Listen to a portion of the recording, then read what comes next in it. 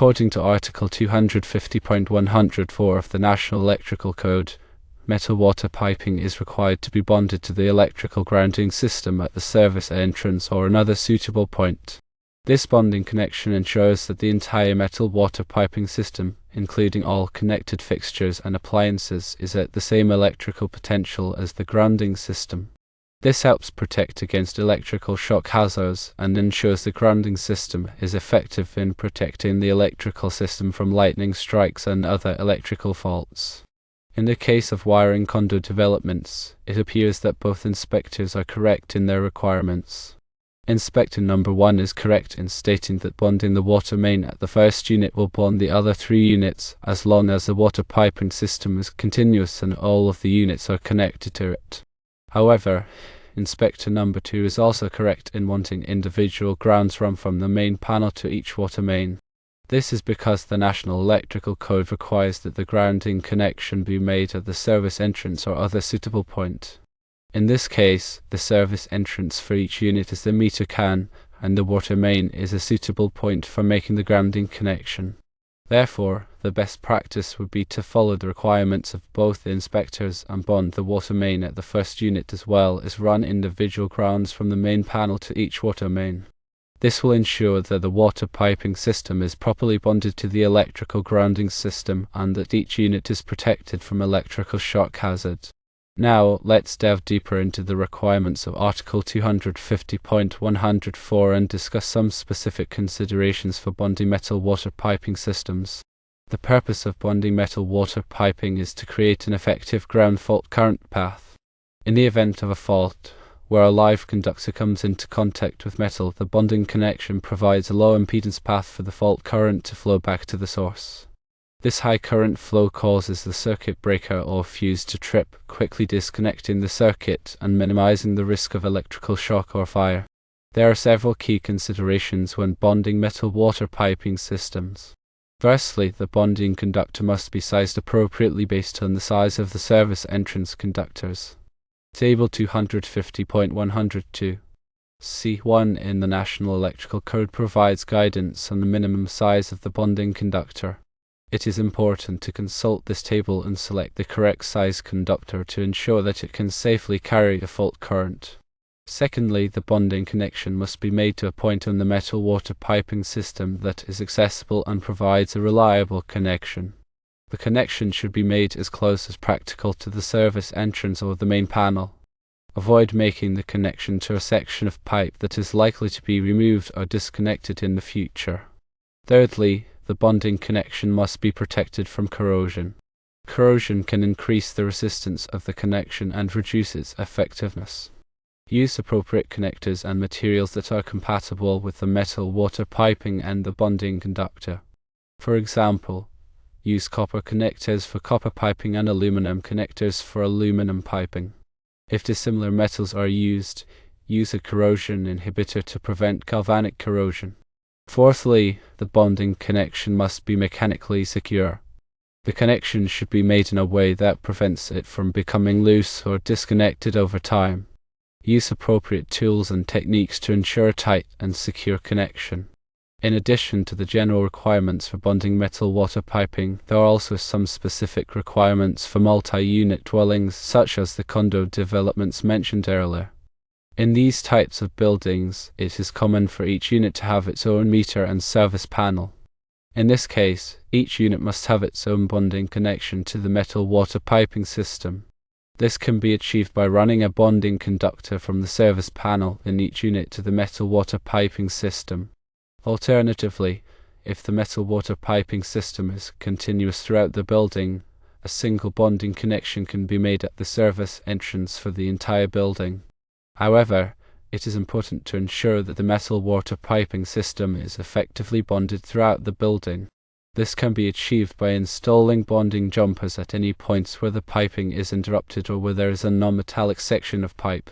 It's vital to understand the role of the equipment grounding conductor, often referred to as the ground wire, in relation to the bonding of metal water piping.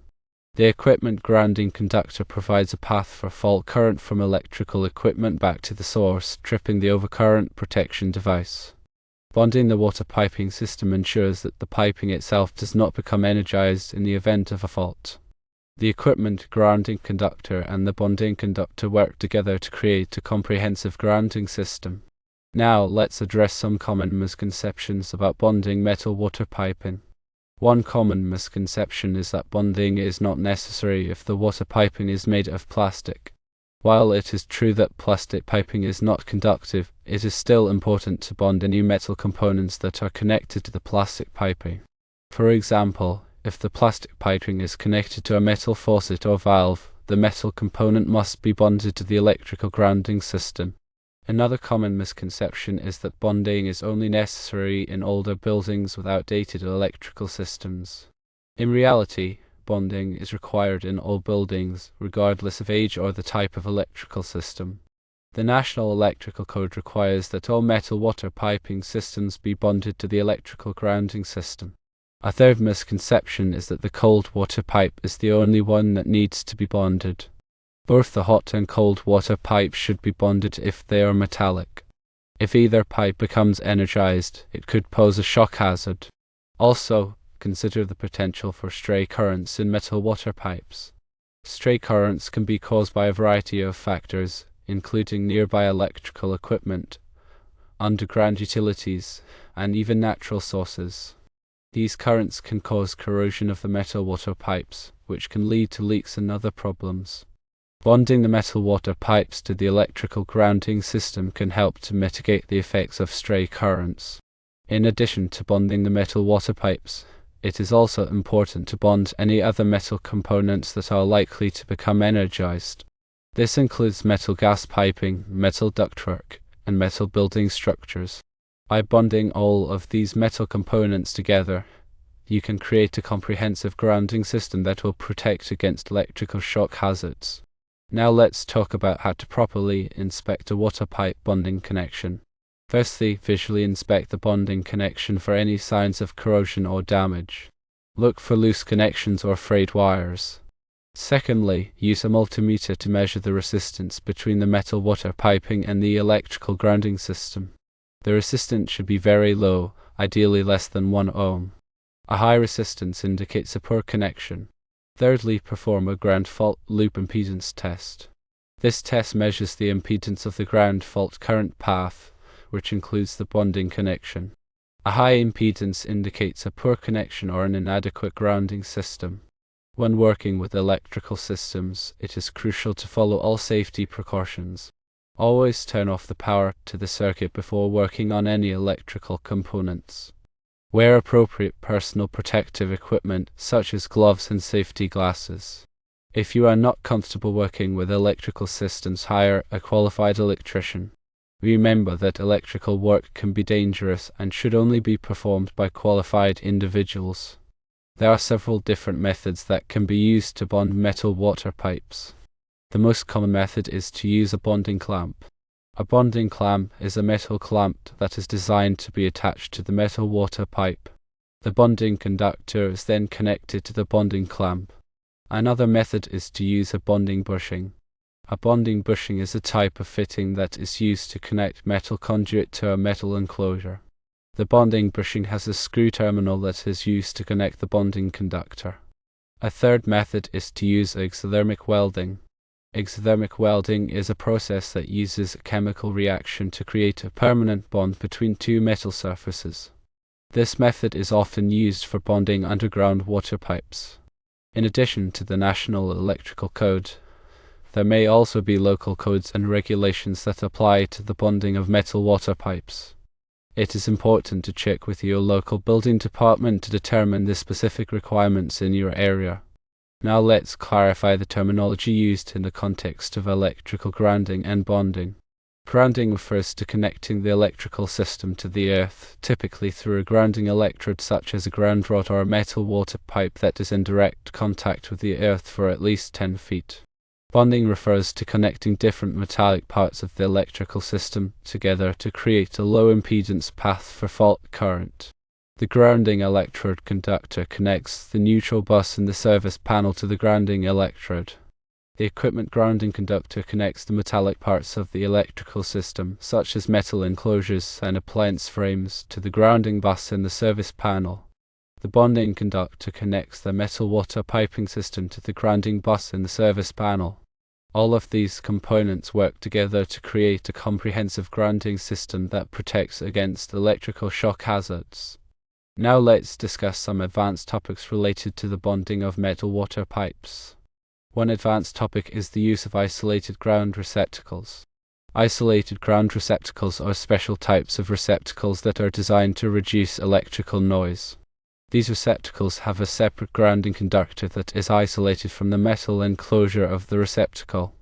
This can help to prevent electrical noise from interfering with sensitive electronic equipment. Another advanced topic is the use of surge protection devices.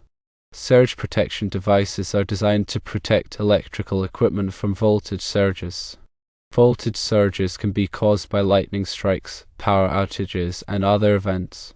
Surge protection devices work by diverting the surge current to ground. It is important to properly bond the surge protection device to the electrical grounding system to ensure that it is effective. Now let's address some specific scenarios related to the bonding of metal water pipes. Firstly, what if the metal water pipe is located in a concrete slab? In this case, it is still necessary to bond the metal water pipe to the electrical grounding system. The bonding conductor can be run through the concrete slab to the metal water pipe. Secondly, what if the metal water pipe is located in a crawl space? In this case, it is also necessary to bond the metal water pipe to the electrical grounding system. The bonding conductor can be run through the crawl space to the metal water pipe. Thirdly, what if the metal water pipe is located in an attic? In this case, it is also necessary to bond the metal water pipe to the electrical grounding system. The bonding conductor can be run through the attic to the metal water pipe. Consider also the impact of changes in plumbing materials. The increasing use of non-metallic piping systems requires careful attention to bonding. Even if the majority of the water piping system is non-metallic, any metallic sections must still be bonded. This includes metallic fittings, valves, and short runs of metallic pipe. The bonding connection should be made as close as possible to the point where the metallic piping transitions to non-metallic piping. Remember, electrical codes are not static. They are constantly being updated to reflect new technologies and best practices. It is important to stay up to date on the latest code requirements to ensure that your electrical work is safe and compliant. Consult the latest edition of the National Electrical Code and any applicable local codes. Now, let's explore the consequences of improper bonding of metal water pipes. If the metal water pipes are not properly bonded to the electrical grounding system, they can become energized in the event of a ground fault. This can create a significant electrical shock hazard for anyone who comes into contact with the pipes. In addition to the risk of electrical shock, improper bonding can also lead to corrosion of the metal water pipes. When electrical current flows through the pipes, it can accelerate the corrosion process. This can lead to leaks and other problems. Furthermore, improper bonding can interfere with the operation of sensitive electronic equipment. Electrical noise can be transmitted through the metal water pipes and interfere with the performance of computers, audio equipment, and other electronic devices. In summary, proper bonding of metal water pipes is essential for electrical safety, corrosion prevention, and equipment performance. It is important to follow the requirements of the National Electrical Code and any applicable local codes to ensure that your electrical work is safe and compliant. Now let's clarify the difference between a water pipe electrode and using the water pipe for supplemental bonding. A water pipe electrode, as described previously, is a grounding electrode and must have at least 10 feet of direct contact with the earth. Supplementing bonding is simply connecting metallic components to the grounding system to minimize voltage differences. Remember that the primary purpose of the bonding is to reduce shock hazards and facilitate the operation of overcurrent protection devices in the event of a fault. Consider the specific situation of swimming pools and spas. The National Electrical Code has specific requirements for bonding metal components in and around swimming pools and spas. These requirements are designed to protect swimmers and bathers from electrical shock hazards. All metal parts of the pool or spa structure, including the reinforcing steel, metal fittings, and metal equipment, must be bonded together. The bonding connection must be made to a common bonding grid that is connected to the electrical grounding system. In addition to bonding the metal components, it is also important to provide ground fault circuit interrupter protection for all electrical circuits that serve the pool or spa. Ground fault circuit interrupters are designed to detect small amounts of leakage current and quickly disconnect the circuit, preventing electrical shock hazards. Now let's turn our attention to the topic of electrical inspections. Electrical inspections are an important part of ensuring that electrical work is safe and compliant. Electrical inspectors are responsible for verifying that electrical installations meet the requirements of the National Electrical Code and any applicable local codes. When an electrical inspector is inspecting a water pipe bonding connection, they will typically look for the following things. Firstly, they will verify that the bonding conductor is properly sized. Secondly, they will verify that the bonding connection is made to a point on the metal water piping system that is accessible and provides a reliable connection. Thirdly, they will verify that the bonding connection is protected from corrosion. Fourthly, they will verify that the bonding connection is mechanically secure. If the electrical inspector finds any deficiencies, they will typically issue a correction notice. The correction notice will specify the deficiencies that need to be corrected and the deadline for making the corrections. It is important to correct any deficiencies promptly to avoid delays in the project and to ensure that the electrical installation is safe and compliant. Let's discuss documentation and labeling related to grounding and bonding. It is important to properly document all grounding and bonding connections. This documentation should include the location of the connections, the size of the bonding conductors, and the methods used to make the connections. This documentation can be helpful for future maintenance and troubleshooting. In addition to documentation, it is also important to label all grounding and bonding connections. The label should clearly identify the purpose of the connection and the location of the grounding electrode. This can help to prevent accidental disconnection of the grounding and bonding system. Consider the impact of electrical noise on sensitive electronic equipment. Electrical noise can be caused by a variety of factors, including electromagnetic interference, radio frequency interference, and ground loops. Electrical noise can interfere with the operation of sensitive electronic equipment such as computers, audio equipment, and medical devices. Proper grounding and bonding can help to reduce electrical noise. By creating a low impedance path for fault current, grounding and bonding can help to prevent electrical noise from being transmitted through the electrical system.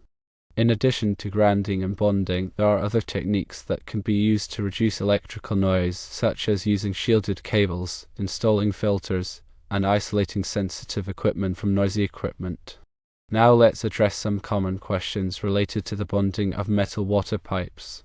Firstly, is it necessary to bond the metal water pipes if they are located in a finished basement? Yes, it is necessary to bond the metal water pipes even if they are located in a finished basement. The bonding conductor can be run behind the finished walls to the metal water pipes. Secondly, is it necessary to bond the metal water pipes if they are located in a drop ceiling? Yes, it is necessary to bond the metal water pipes even if they are located in a drop ceiling. The bonding conductor can be run above the drop ceiling to the metal water pipes. Thirdly, is it necessary to bond the metal water pipes if they are located in a chase? Yes, it is necessary to bond the metal water pipes even if they are located in a chase. The bonding conductor can be run through the chase to the metal water pipes. Consider the use of supplemental grounding electrodes.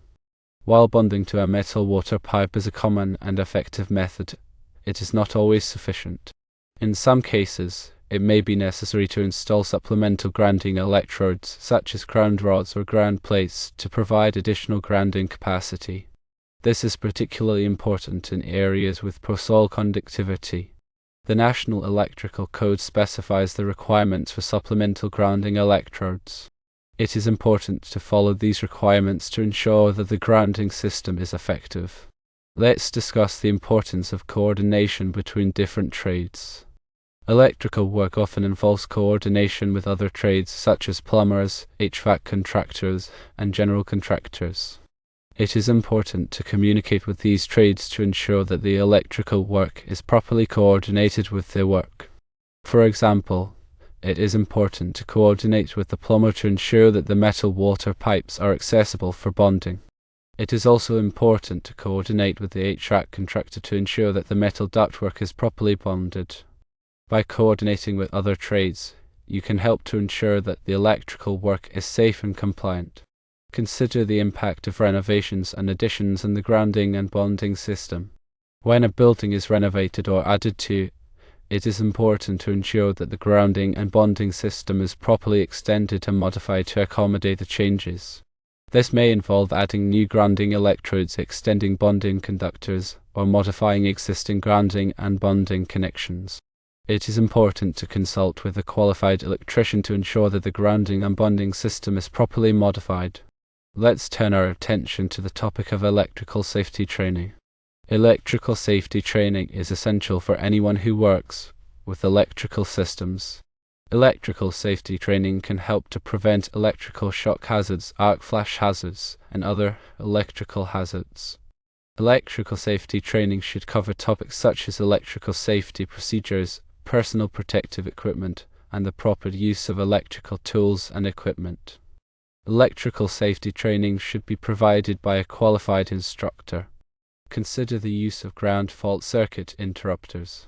Ground fault circuit interrupters are an important safety device that can help to prevent electrical shock hazards. Ground fault circuit interrupters are designed to detect small amounts of leakage current and quickly disconnect the circuit, preventing electrical shock hazards. Ground fault circuit interrupters are required in many locations such as bathrooms, kitchens, and outdoor areas. It is important to test ground fault circuit interrupters regularly to ensure that they are working properly. Now, let's review the key points related to the bonding of metal water pipes. Firstly, the purpose of bonding metal water pipes is to create a low impedance path for fault current. Secondly, the bonding conductor must be sized appropriately based on the size of the service entrance conductors. Thirdly, the bonding connection must be made to a point on the metal water piping system that is accessible and provides a reliable connection. Fourthly, the bonding connection must be protected from corrosion. Fifthly, the bonding connection must be mechanically secure. Sixthly, it is important to follow the requirements of the National Electrical Code and any applicable local codes. By following these key points, you can help to ensure that the metal water pipes are properly bonded and that the electrical system is safe and compliant.